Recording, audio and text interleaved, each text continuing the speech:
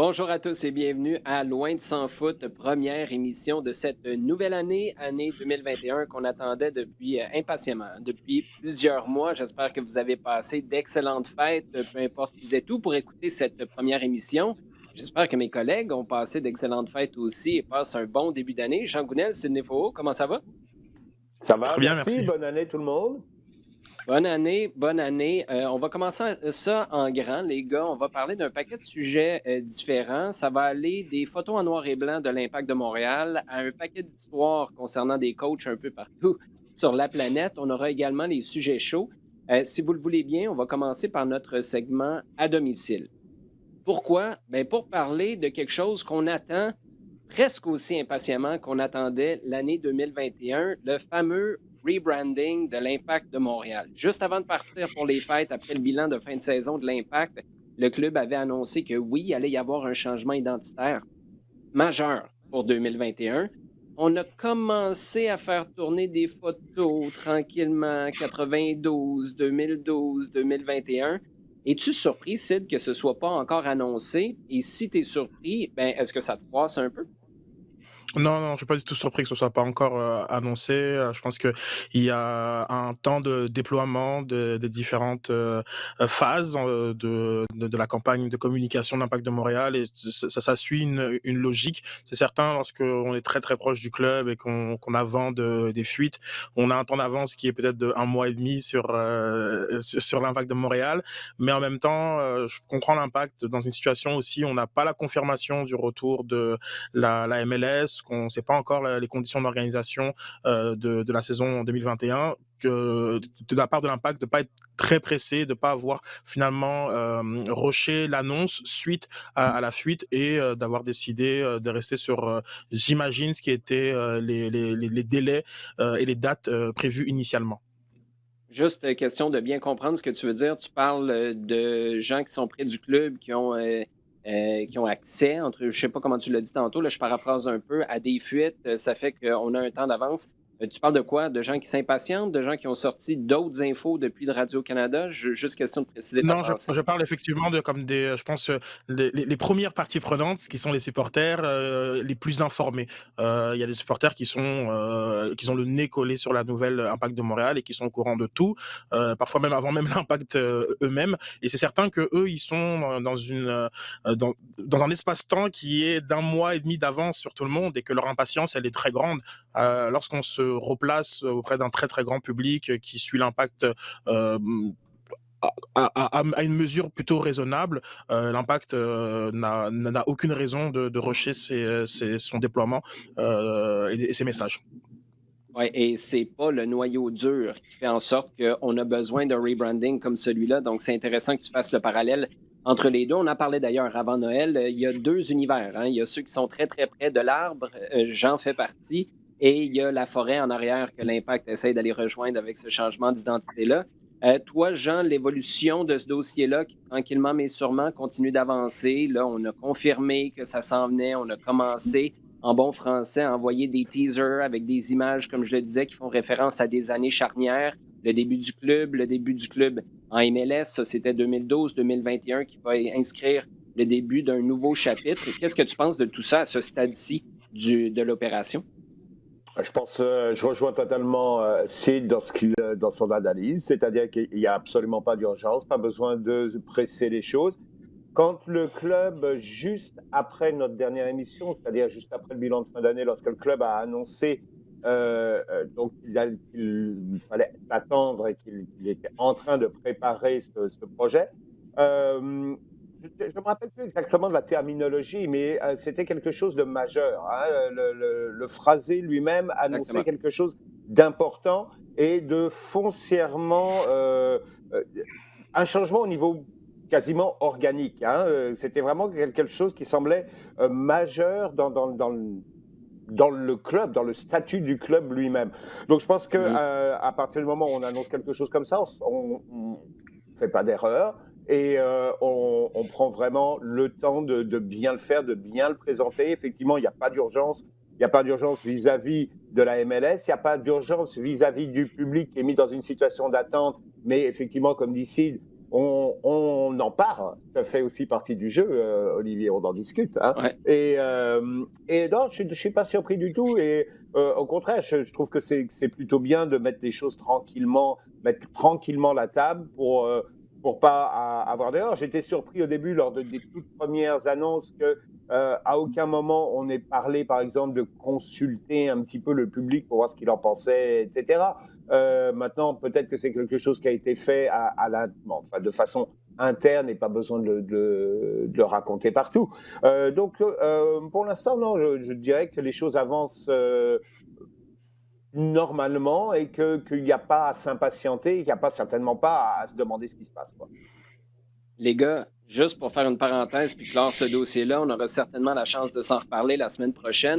Mais imaginez la complexité de lancer une nouvelle identité déjà à la base. On s'entend que c'est une grosse opération, mais de lancer ça, sachant que le Canadien de Montréal, qui d'habitude est en pleine saison à ce stade-ci, tu as eu le vacarme du camp d'entraînement du début de la campagne au mois d'octobre. Là, tu es en plein dedans. C'est la saison du Canadien qui commence le 13 et tu as toutes les annonces du gouvernement Legault aussi concernant la COVID.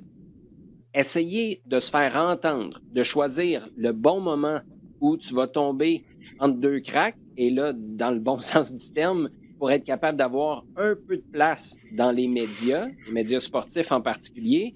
C'est là où je vous rejoins moi aussi. C'est pas pendant le camp d'entraînement. En tout cas, je serais surpris que ce soit pendant le camp d'entraînement que tout d'un coup, on lance cette nouvelle-là, à moins que ce soit stratégique et qu'on s'y rattache d'une manière ou d'une autre. Mais c'est vraiment toute une opération que de lancer une nouvelle identité. Moi, vous le savez, là, on ne va pas revenir là-dessus. Je pense que c'est la bonne chose à faire.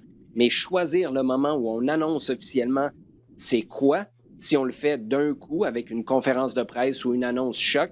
Bref, j'ai vraiment hâte de voir comment ça va se dérouler tout ça au cours des prochains jours, des prochaines semaines, parce que se faire un petit peu de place au soleil, même au mois de janvier, surtout au mois de janvier, dans un mois de janvier où le Canadien de Montréal lance sa saison, aïe aïe, toute une opération. Parlant de place au soleil, les gars, qu'est-ce qui vous intrigue le plus en MLS? Est-ce que c'est le passage justement de Greg Vanney du froid torontois au soleil de la Californie pour coacher le LA Galaxy? Est-ce que c'est cette nomination-là qui va plus vous intéresser au cours de la prochaine saison ou celle de Gabi Heinze, l'ancien défenseur du PSG? Il va peut-être pouvoir nous parler en français si on a accès à lui un petit peu. Ancien défenseur de Manchester United, international argentin qui s'en va du côté de Atlanta United. Jean, laquelle des deux t'intrigue le plus? Et je suis pas mal intrigué, vraiment au sens d'intrigué, c'est Heinze.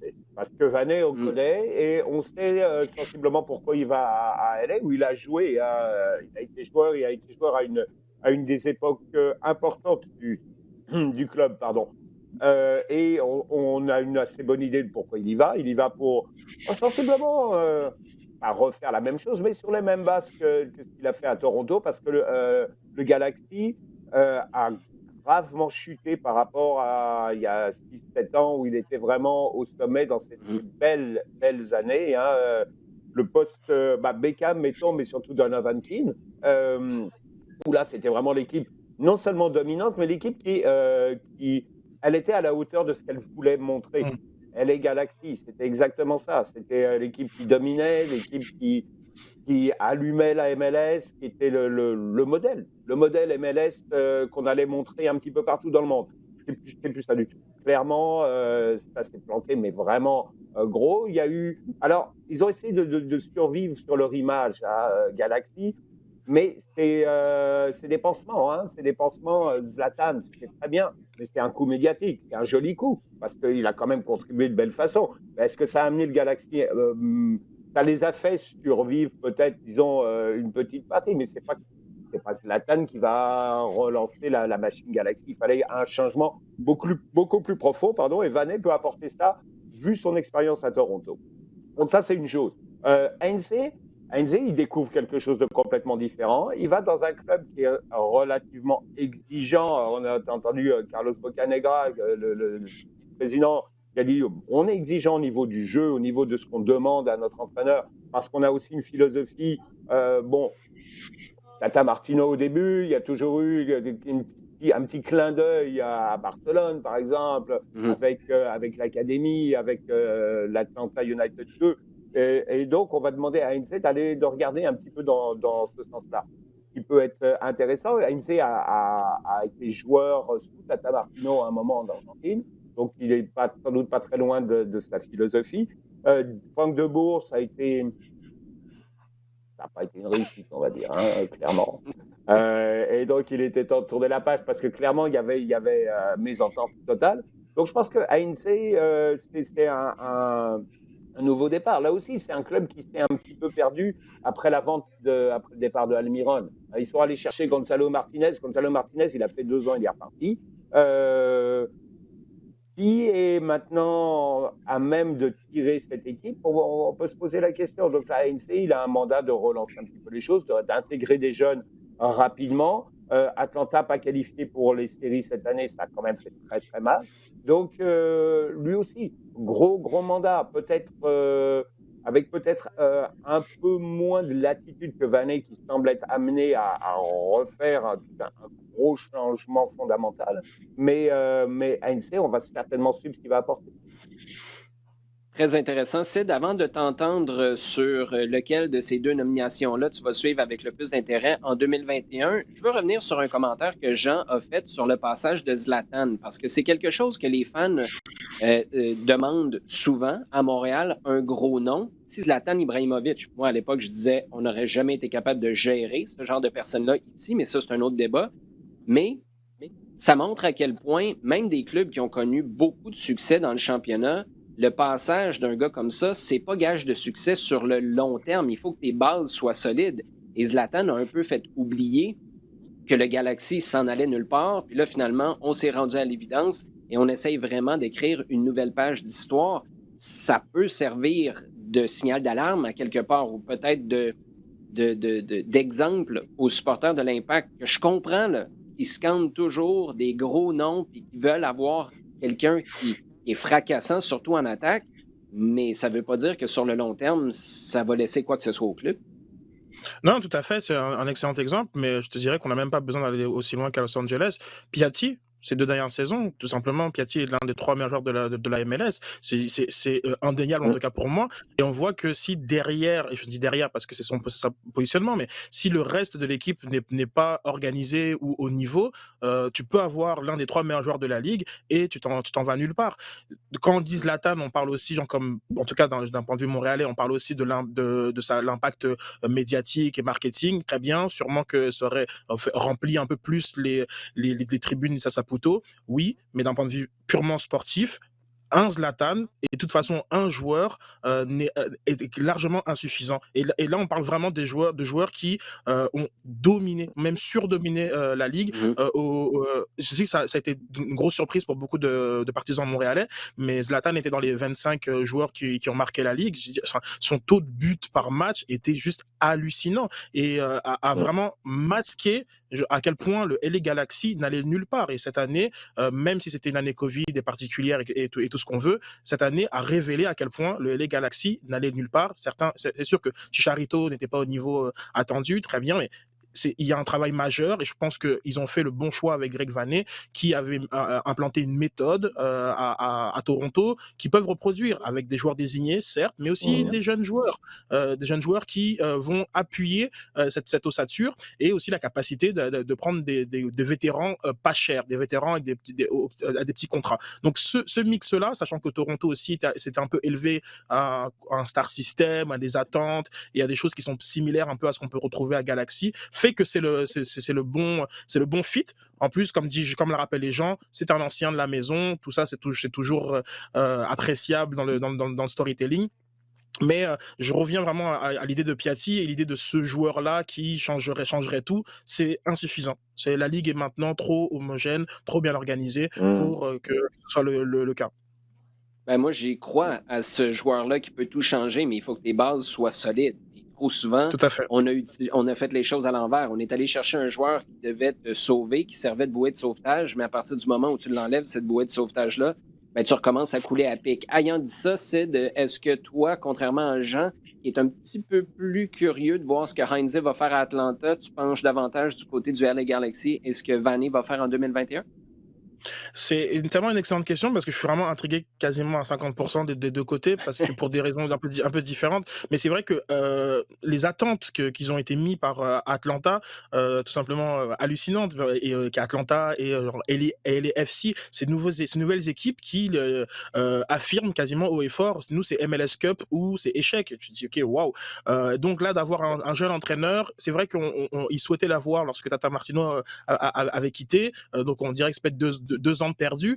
Mais je trouve ça fascinant de me dire, est-ce que Heinze, dans une nouvelle ligue, on sait à quel point c'est une ligue qui est très différente pour tous les aspects, les voyagements par exemple, tout, genre comme la qualité des terrains, genre comme il y a des terrains synthétiques, il y a des terrains en herbe, il y a tout qui est différent, ton effectif n'est pas homogène, tout est différent dans la ligue, donc en termes de coach, c'est un gros mandat qui est donné à Heinze et j'ai peur qu'il se brûle finalement. Et j'ai peut-être un intérêt par rapport à lui parce que je pense que ce sera plus sur du court terme. Contrairement à, je pense que Vané, on est tout de suite dans un projet de, allez, Mm. 5 ans, même si ça a l'air fou dans le football de dire ça. Mais j'ai l'impression qu'on Yeah. l'a pris, on l'a installé, on a dit, OK, comme, on va te laisser faire tes affaires, on va donner les budgets pour, évidemment, mais on va te laisser faire tes affaires. Alors qu'Heinze, ben, j'ai l'impression que dans 18 mois, il sera sûrement parti si les résultats ne sont pas au rendez-vous.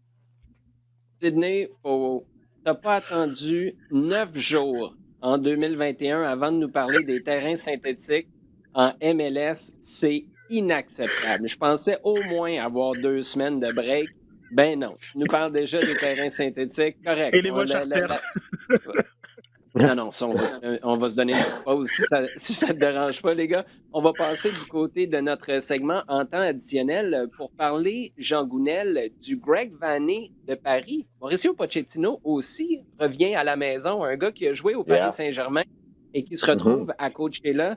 Ça n'a pas été un départ fracassant, le match nul au cours des derniers jours face à Saint-Étienne. Mais qu'est-ce que tu penses de la nomination avant de parler de ce qui se passe sur le terrain?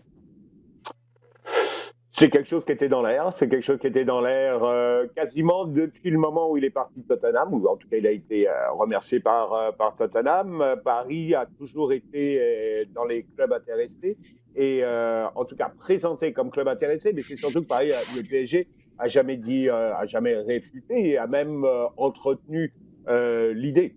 Hein, c'est sûr que Pochettino a été joueur et un joueur marquant d'une certaine période du club, où il était d'ailleurs avec Heinze. Les deux s'entendent bien. D'ailleurs, Heinze a dit régulièrement que Pochettino, c'était un de ses idoles et que jouer avec lui à Paris, ça avait été un des meilleurs moments de sa carrière. Mais non, c'est certain que c'est quelque chose qui était dans l'air. Le mouvement s'est accéléré là, sur les dernières semaines de décembre avec une décision qui a été prise vis-à-vis de Tourelle, dont le contrat se terminait en juin. Donc la question, elle était simple, est-ce qu'on attend la fin de l'année, la fin de la saison, sachant que à partir de là, à partir de janvier, on va commencer à discuter avec un successeur, quel qu'il soit, et puis petit à petit amener les choses, ou bien on saute sur le case Pochettino tout de suite parce que je ne sais pas ce qui peut se passer dans les 6 mois qui viennent, qu'il y a toujours de l'intérêt qui peut venir. Tu m'aurais dit il y a quelque temps, c'était pas possible Barcelone pour Pochettino. J'aurais dit ouais, vu qu'il était à l'Espagnol, vu ce qu'il a dit et tout. Maintenant, dans le football actuel, je suis plus totalement sûr de ça. Donc, c'était peut-être un risque que le PSG a pas voulu prendre, ou ailleurs d'ailleurs. Ça peut très bien être un autre club parce que là, on va arriver en janvier dans une phase où il y a des entraîneurs qui vont peut-être pas rester très longtemps. Donc, je pense que c'était assuré d'avoir quelqu'un pour non même pas faire la continuité, mais commencer le travail dès maintenant. Il a 6 mois pour remettre des bases, en sachant que les bases au PSG, voilà, ça commence fort. Ça commence avec reprendre la première place en Ligue 1 et s'occuper de Barcelone le mois prochain en Ligue des Champions. C'est la base du travail, disons. Mais je suis pas vraiment surpris ni par l'arrivée de Pochettino, ni par la vitesse à laquelle ça s'est fait.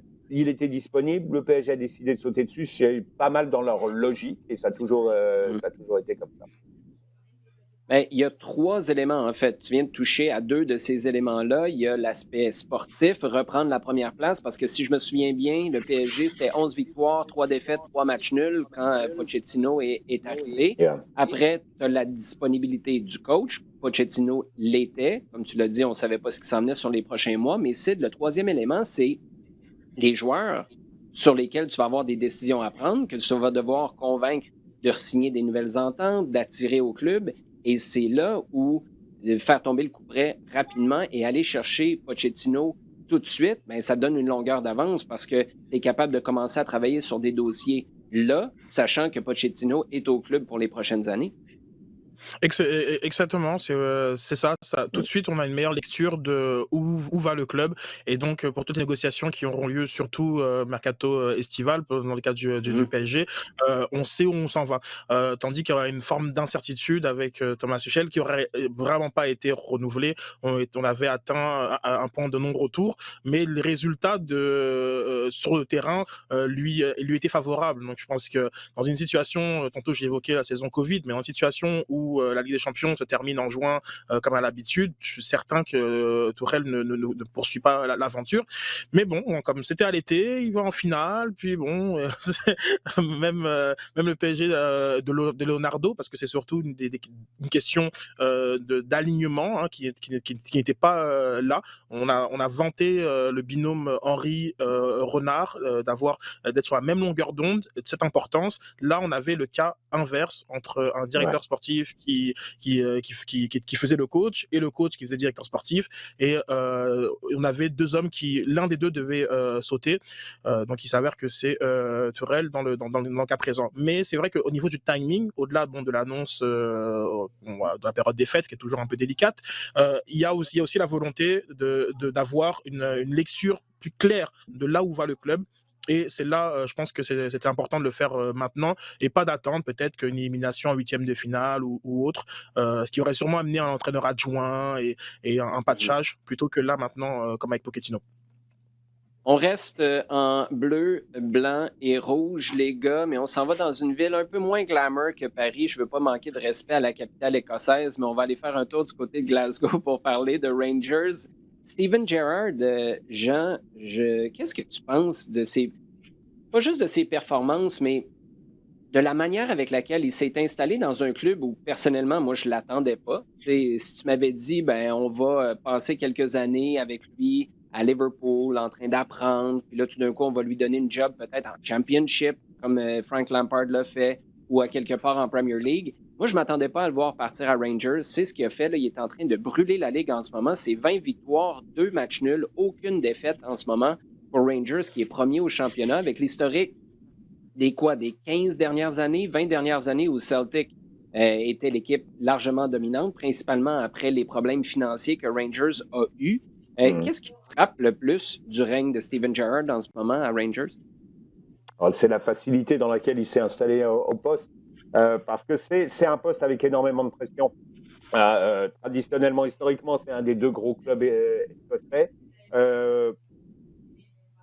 Donc, tu as connu, tu l'as dit, méchant problème avec donc dépôt de bilan au début des années 2010 et donc rétrogradation administrative en 4e division. Donc tous les joueurs, et c'était une partie du problème qui était donc un gros niveau salarial, des joueurs vedettes, parce que c'est un club qui, pendant les années, mettons fin années 90-2000, Oui. avait une masse salariale énorme. On avait Dick Advocat comme entraîneur, il y avait 3 ou 4 internationaux néerlandais, il y avait Brian Laudrup, il y a eu une époque où il y avait Paul Gascoigne, enfin bon, etc.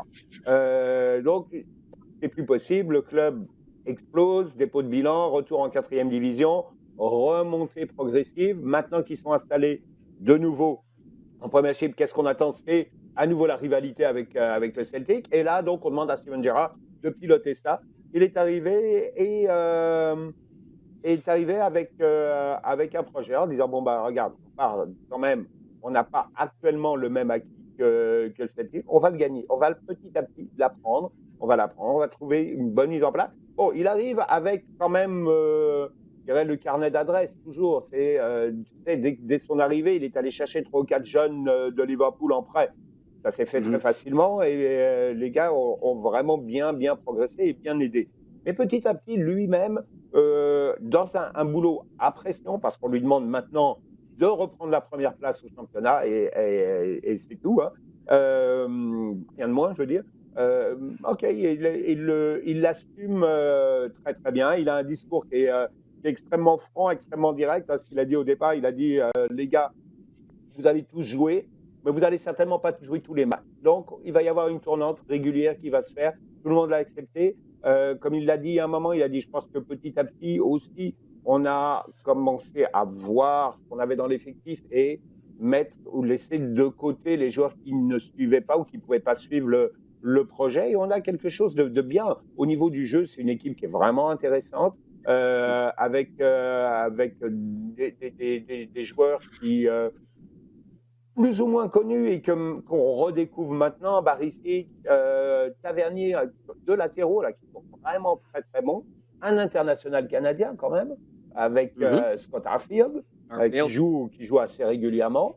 Bon, deux, trois joueurs, bon, un qui est assez amusant, c'est Morelos, un attaque international colombien, parce que il plante sans arrêt, mais d'un autre côté, tu peux demander aux supporters, des fois, il énerve tellement il en rate à côté. Donc, ça met un peu les nerfs à tout le monde. Mais c'est une équipe qui se tient debout, qui joue de façon agréable. Ça fait 2 saisons maintenant qu'ils sortent bien solidement de leur groupe de Ligue Europa. Et c'est un club qui est capable de progresser quand même assez loin. Ils étaient en quart l'année dernière. Donc, je pense que ça va très bien. Sachant encore une fois que Steven Gerrard, on sait où il va.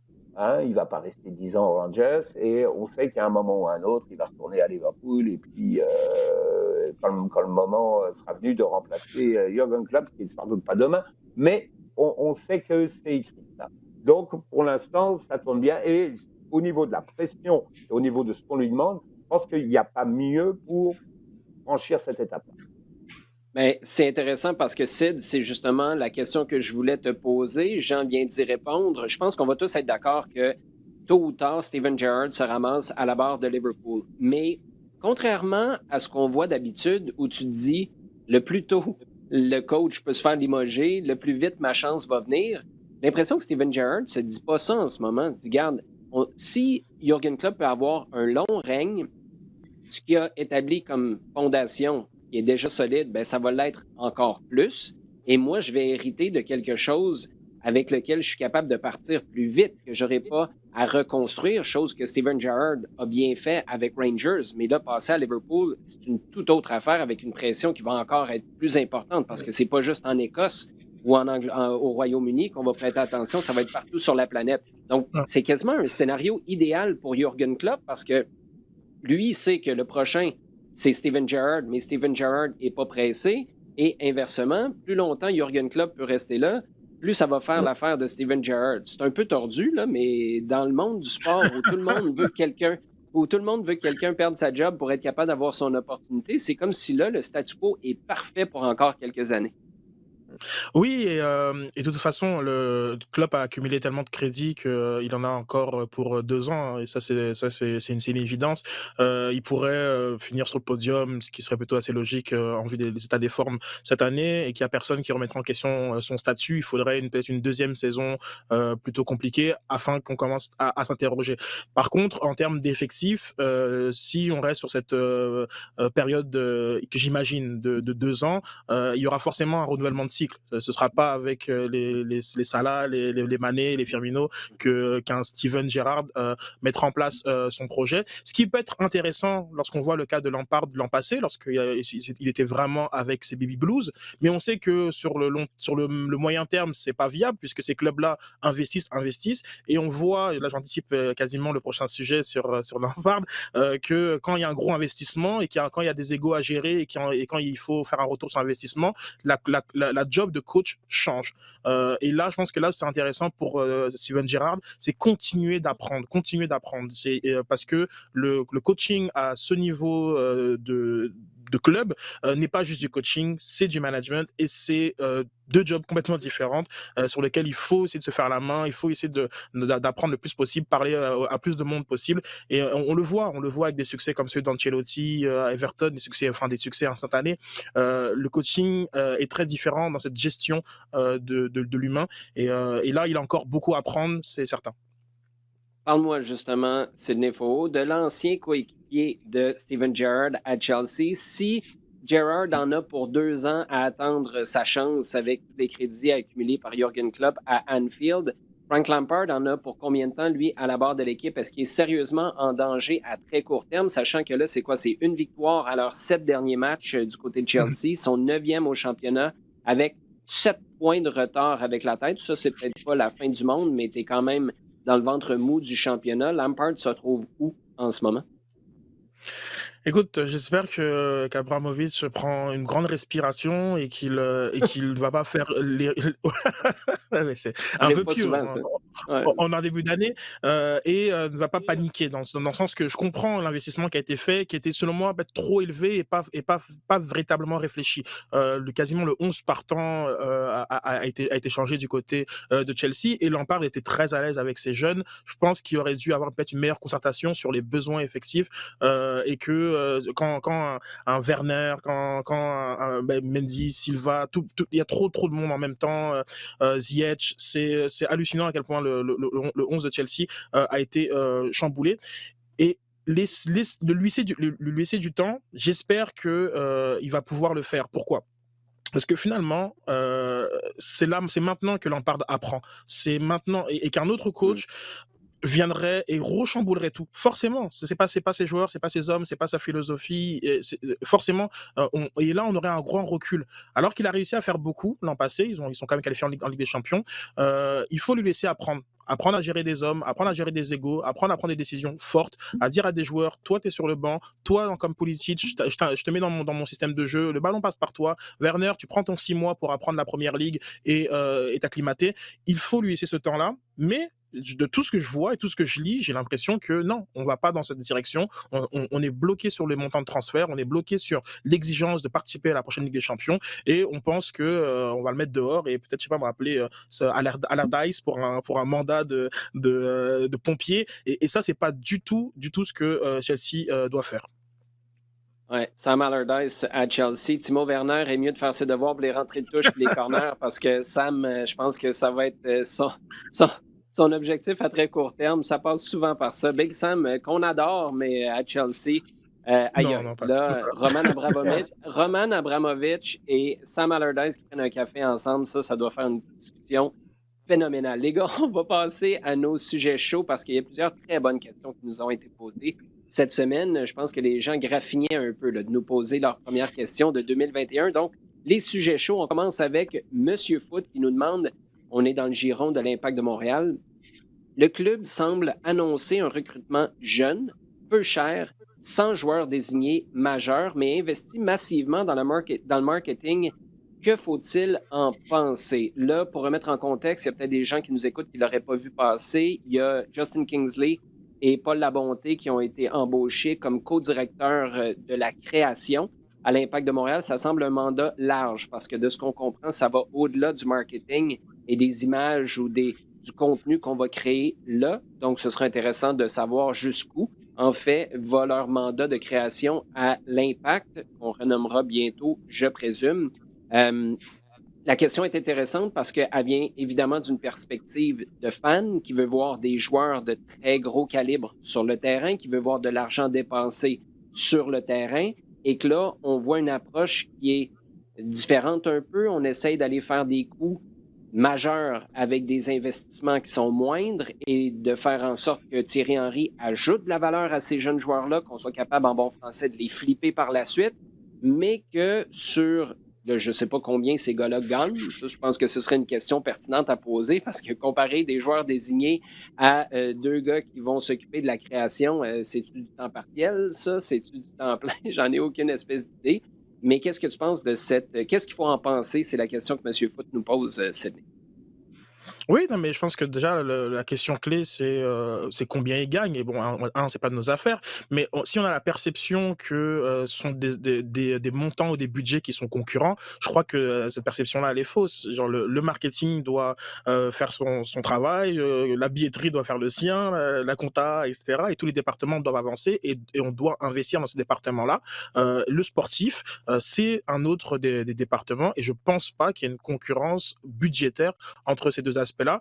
Maintenant, il y a quand même une certaine ironie, un club qui a quand même été longtemps reproché pour son absence de marketing, investit maintenant, dans des compétences, très avancées parce que Justin Kingsley, j'en ai parlé sur Twitter, j'ai eu l'occasion de le rencontrer il y a quelques années lorsqu'il était à la barre de 24CH, une opération storytelling vraiment de qualité. Moi qui ne suis pas trop ce qui se passe de ce côté-là, j'ai adoré hein, comme de voir cette série-là. Donc il y a des compétences qui vont être cherchées avec ces deux grandes têtes de création, branding et marketing qui sont nécessaires pour l'impact. Et ce n'est pas à opposer avec le projet sportif qui a déjà été très bien expliqué, il me semble, par Olivier Renard et que si une opportunité se présente avec un joueur désigné, hein, on va quand même comprendre que c'est une notion comptable. S'il y a un joueur sur lequel on est capable d'investir de l'argent, l'impact va, Mm. va tenter de le faire. Maintenant, il faut pas. Je comprends dans la façon dont c'est communiqué qu'on peut opposer ces notions. Pour moi, elles sont parfaitement complémentaires entre l'investissement marketing et la narrative. Jean l'a rappelé, c'est un rebranding, c'est profond, c'est pas une opération à prendre à la légère, c'est une opération qui aura des conséquences sur les 10 prochaines années, de l'impact au moins, et peut-être dans comme les 30 si on souhaite que c'est quelque chose de très réussi. Donc c'est pas quelque chose qui est à prendre à la légère, et c'est normal que l'impact investisse. Maintenant, combien, on ne le sait pas, donc c'est un peu délicat. Jean, il y a François Chirichillo qui nous amène du côté de la Serie A italienne maintenant et nous demande que pensez-vous que la Roma peut gagner le Scudetto cette saison? Wow. Ben, ils sont pas mal, la Roma, ils sont troisième là en ce moment. Oui, Ça derrière les tourne, deux ça équipes de tourne, Milan. ça tourne bien. Écoute, je n'étais pas très sûr. Paolo Fonseca, qui est l'entraîneur qui est arrivé, qui a fait un passage, je crois, 3 ans à Shakhtar Donetsk, où ça a été moyen, disons. Mais on voyait qu'il avait des idées, que c'était quelqu'un qui était assez agressif dans le jeu et dans ce qu'il cherchait, dans ce qu'il demandait. Et ça se voit à Milan. C'est une équipe Milan, à la Roma, pardon. C'est une équipe qui veut jouer, c'est une équipe qui veut attaquer. Qui nous a un peu surpris quand ils sont allés chercher Chris Smalling, par exemple, mais qui est solide au poste. Il a vraiment bien, vraiment très très bien, qui a fait, à la différence des Roma des années précédentes, pas fait trop de grosses folies. On reste, par exemple, il y a toujours Dzeko qui est toujours là. Comment ça fait quand même quelques années maintenant qu'il y a. Mkhitaryan en soutien, ça marche bien aussi. Donc c'est une équipe qui est solide, qui n'a pas vraiment de grosses lacunes, qui n'est pas une équipe qui va mettre le feu, parce que elle est pas bâtie pour ça. Elle est bâtie pour avancer solidement. Je te dis, en offrant du bon jeu. Là, ces derniers matchs, les derniers éléments que j'ai pu voir de match, c'était vraiment intéressant. Je pense qu'elle est là pour rentrer dans une place Ligue des Champions. Ça, c'est certain. Elle a 2 gros matchs à faire cette semaine. Hein. Elle a dimanche contre l'Inter et vendredi prochain contre la Lazio. Donc 2 matchs où là, ça va nous donner une bonne idée un peu de ce qu'elle est capable de faire. Pour le titre, comme on dit, un dark horse, pourquoi pas? Pourquoi pas? Parce que c'est pas mal ouvert encore en Serie A, beaucoup plus que ce qu'on pouvait penser cette saison.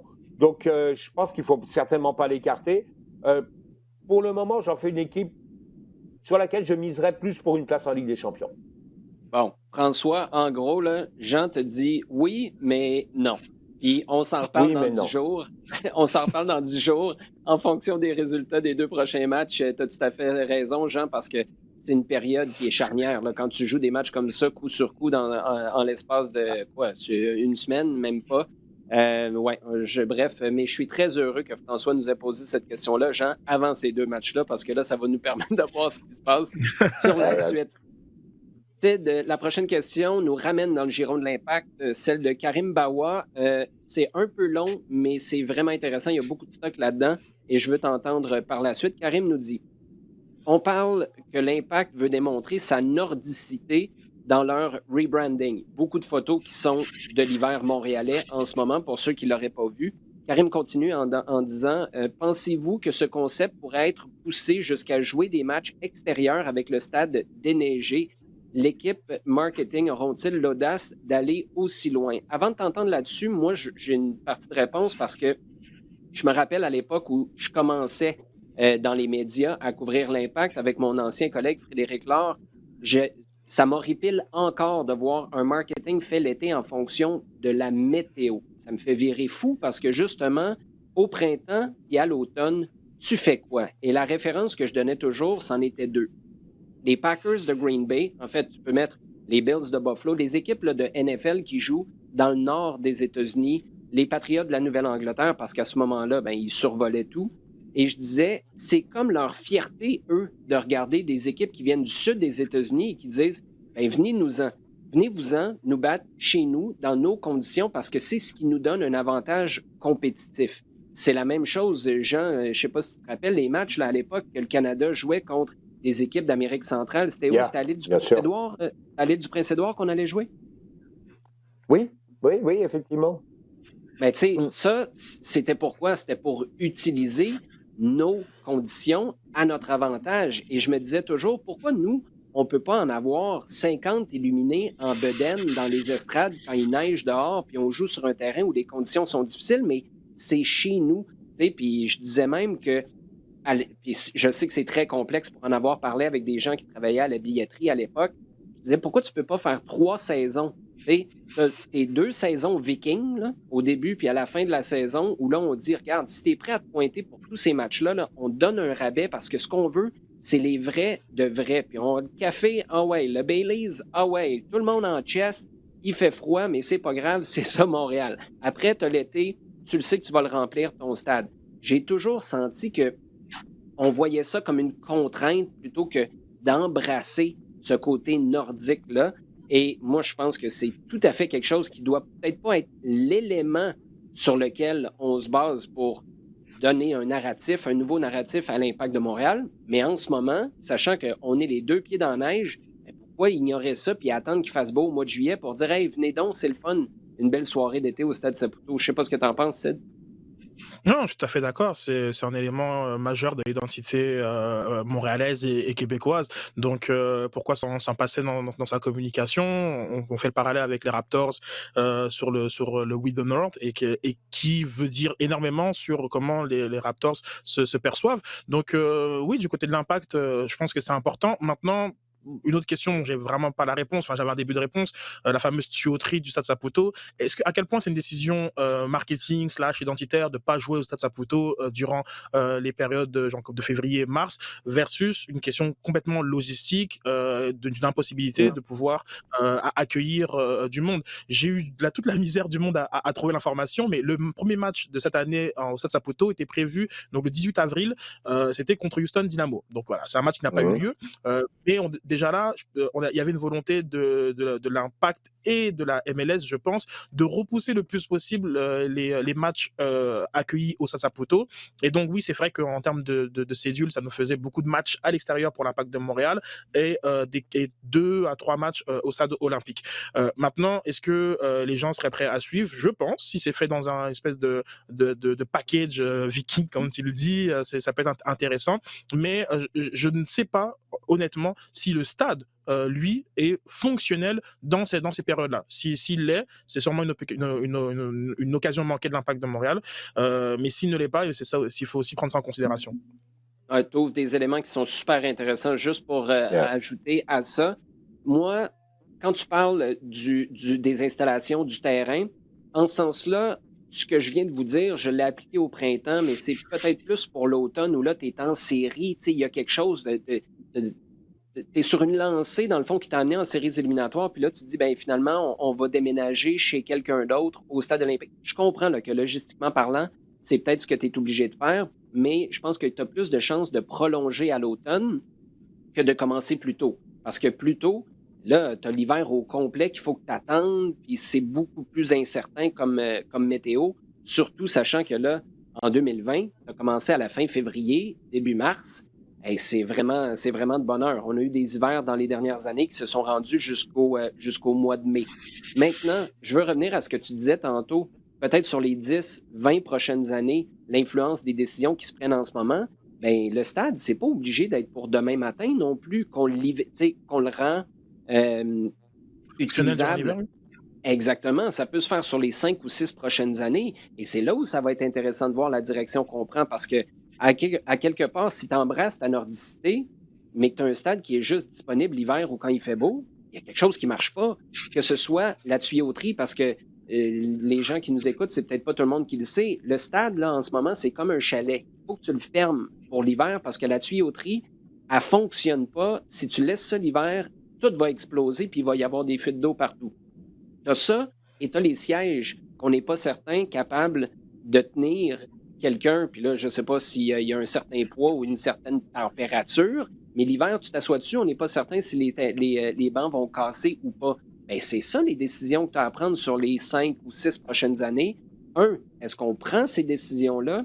Et deux, est-ce qu'on le fait dans quel ordre? Puis on le fait à quelle vitesse? Ça, j'ai vraiment hâte de voir parce que j'y avais même pas pensé, Sid, mais dans toutes les explications là, de la nouvelle identité, ça, le stade en fait partie à quelque part. Est-ce que lui va suivre ou est-ce qu'on va juste continuer d'utiliser le même contenant, mais de manière différente?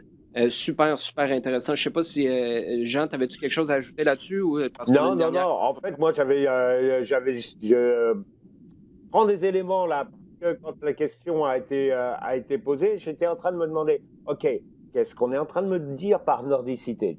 Et là, déjà, j'ai des éléments de réponse qui sont pas mal, parce que c'est suffisamment vague pour me dire, bon, c'est quoi? C'est un gimmick?